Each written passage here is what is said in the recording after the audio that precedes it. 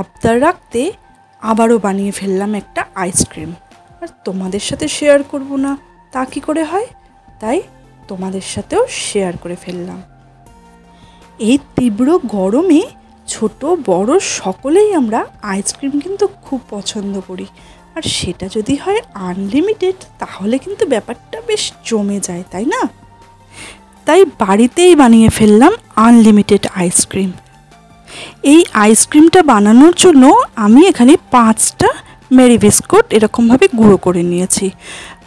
পরে কিন্তু অবশ্য আমাকে আরও 3টে অ্যাড করতে হয়েছে। বিস্কুটগুলোকে কিন্তু আমরা পুরোপুরি গুঁড়ো করেও নিতে পারি। আমি এখানে 500 দুধ গরম করতে দিয়ে দিয়েছি, আর আইসক্রিমটার মধ্যে একটু কুলফি ফ্লেভার আনার জন্য 3টে এলাচকে আমি থেতো করে দিয়ে দিয়েছি, তাতে কিন্তু খুব সুন্দর একটা ফ্লেভার আসবে। দুধটাকে ভালোভাবে ফুটতে দিতে হবে।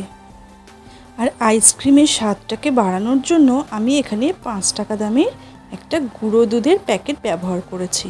পুরোটা আমি দুধের মধ্যে ঢেলে দিয়ে ভালো করে মিশিয়ে ফুটতে দেব। আমি এখানে 4 থেকে 5 চামচ চিনি ব্যবহার করেছি, কিন্তু সেই সময় ক্যামেরাটা অফ হয়ে যাওয়ার জন্য আমি সেটা দেখাতে পারিনি, তো আমি তোমাদেরকে মুখেই বলে দিলাম মিষ্টিটা বেশি না হলেই ভালো। এবারে দুধের সাথে বিস্কুটগুলো দিয়ে পুরোপুরি ভালোভাবে মিশতে দেবো, আর সমানে কিন্তু নাড়তে হবে, না হলে পুরো দুধটা ঘন হয়ে গেলে কিন্তু প্রবলেম হয়ে যাবে। এবারে আমি এখানে কিছুটা খেজুর ব্যবহার করেছি। তোমরা এখানে কাজু, কিশমিশ, তারপরে আমন্ড, ড্রাই ফ্রুট যা যা আছে সবগুলোই দিতে পারো, তাতে কিন্তু টেস্ট আরও বেড়ে যায়। এবারে সব কিছু ভালোভাবে মিশিয়ে নিয়ে ঠান্ডা করতে দেবো। দুধটা কতটা ঘন হয়ে গেছে বুঝতেই পারছো।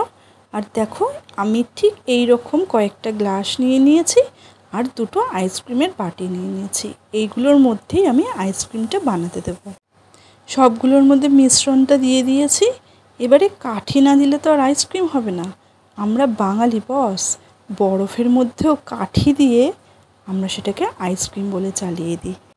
দেখো সবগুলোকে রেডি করে ফেলেছি। এবার ওভারনাইটের জন্য আমি ডিপ ফ্রিজে রেখে দেবো।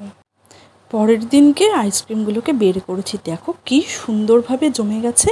আর এগুলোকে কিন্তু ডিমোল্ড করা খুব একটা কঠিন কাজ না, শুধু গ্লাসগুলোকে হাতের মধ্যে নিতে হবে, নিয়ে জাস্ট একটু প্রেস করে নিলেই কিন্তু হয়ে যাবে। আর দেখো কাঠিটা ধরে আস্তে আস্তে টান দিলেই পুরো আইসক্রিমটা বেরিয়ে আসবে। দেখতে যতটা সুন্দর হয়েছে খেতেও কিন্তু ততটাই সুন্দর হয়েছে। পুরো একটা ক্রিমি ভাব এসছে, মানে ক্রিম ছাড়া যে এত সুন্দর একটা আইসক্রিম বাড়িতে বানানো যায়, না বানালে তোমরা বিশ্বাসই করবে না। বন্ধুরা তোমরা একবার অবশ্যই বাড়িতে ট্রাই করো আর দেখো কীরকম লেগেছে। সত্যি আমি ঠিক বললাম কি ভুল বললাম? ভিডিওটা যদি তোমাদের ভালো লেগে থাকে তাহলে অবশ্যই একটা লাইক, একটা কমেন্ট কিন্তু করবে। সাবস্ক্রাইব করতে কিন্তু একদম ভুলবে না। আর আমার পাশে থেকো, আমার সাথে থেকো।